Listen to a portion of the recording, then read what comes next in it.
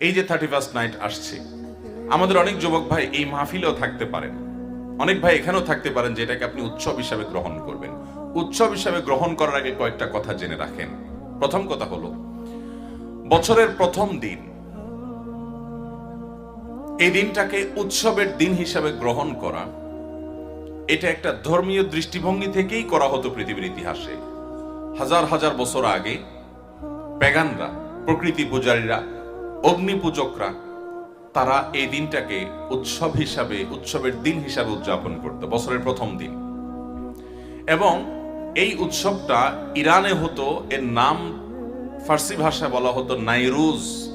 ফার্সিতে নাই মানে নয়া, রোজ মানে দিন, আমরা বলি না রোজ নেওয়া, দিন। নাইরোজ মানে হলো নতুন দিন, মানে বছরের প্রথম দিন।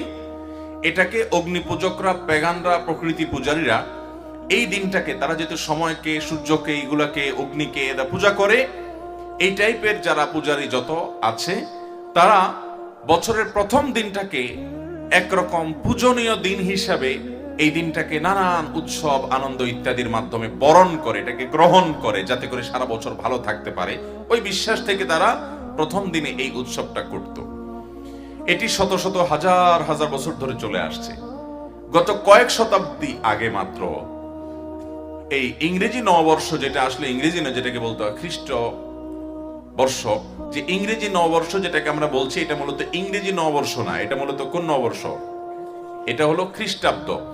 এর সাথে খ্রিস্টানদের ধর্মীয় বিশ্বাস এর সাথে জড়িত, সেই জায়গা থেকে তারা এটা শুরু করেছে। যাই হোক, এই সনের প্রথম দিনটাকে, অর্থাৎ বছরের প্রথম দিনটাকেও ওই অগ্নিপূজক এবং পেগানদের মতো করে উৎসব করে এইটাকে বরণ করার কালচার এই খ্রিস্টানদের মধ্যে চালু হলো।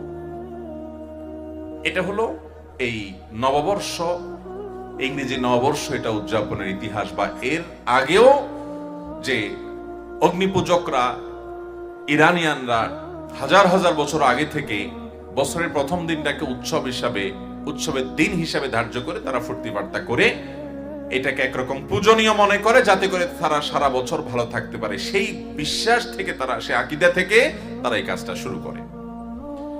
আফসোসের বিষয় হলো যে আমাদের মুসলমানরা, যাদেরকে আল্লাহ তাআলা কোনো দিক থেকে কোনো কম দেন নাই, আল-ইয়াউমা আকমালতু লাকুম দীনাকুম ওয়া আতমামতু আলাইকুম নি'মাতি ওয়া রাদিতু লাকুমুল ইসলাম দীনা, এই আয়াতের অধিকারী যে মুসলমানরা, আল্লাহ তাআলা যেখানে বলেছেন আজ তোমাদের জন্য তোমাদের দিনকে আমি পরিপূর্ণ করে দিয়েছি, তোমাদের উপরে ইসলামকে নেয়ামত, আমার নেয়ামতকে আমি পূর্ণাঙ্গ করেছি এবং ইসলামকে দিন হিসেবে মনোনীত করেছি, জীবন বিধান এর মধ্যে রয়েছে সবকিছু, সেখানে একজন মুসলমানের জন্য উৎসবের ব্যবস্থা আছে না নাই? কয়টা উৎসব আছে জীবনে?